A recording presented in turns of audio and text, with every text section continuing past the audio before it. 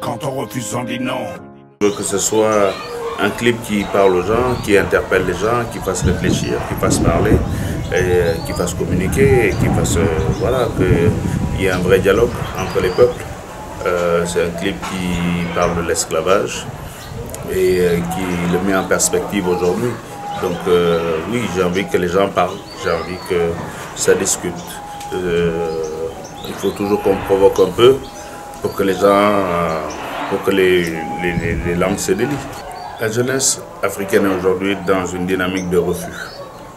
Donc quand on leur rappelle cette citation, Bambara, quand on refuse on dit non, c'est le titre du livre d'Amadou Kourouma, quand on refuse on dit non, c'est vrai que ça a une résonance à leurs oreilles. Et ils se disent, voilà, c'est peut-être un slogan fort.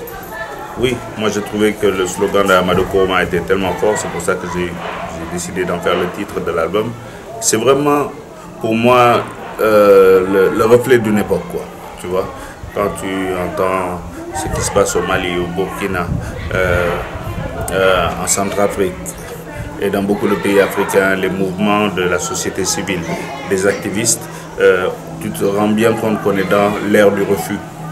Le refus de la dépendance, un besoin d'indépendance, un besoin de souveraineté. Et donc, je pense que c'était le meilleur titre qui pouvait coller à notre époque. L'indépendance, il y a des sacrifices à assumer quand tu es responsable. Comme tu dis, dans les années 90, le vent de la démocratie, soi-disant, oui, c'est vrai que c'était là, c'est vrai que c'était très bien. Mais la démocratie, c'est pas un long fleuve tranquille, c'est toujours, il faut toujours la reconquérir, cette démocratie. Parce que, évidemment, comme l'homme, par essence, est égoïste, chacun pense que s'il a le pouvoir, c'est pour lui et pour sa famille, pour l'éternité.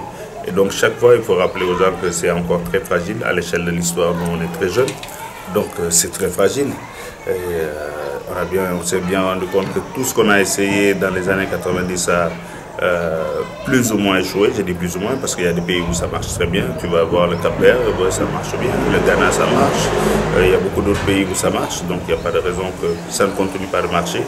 Mais si on dort sur nos lauriers, il y aura toujours des gens pour essayer de tripatouiller nos constitutions et nous faire un recul démocratique.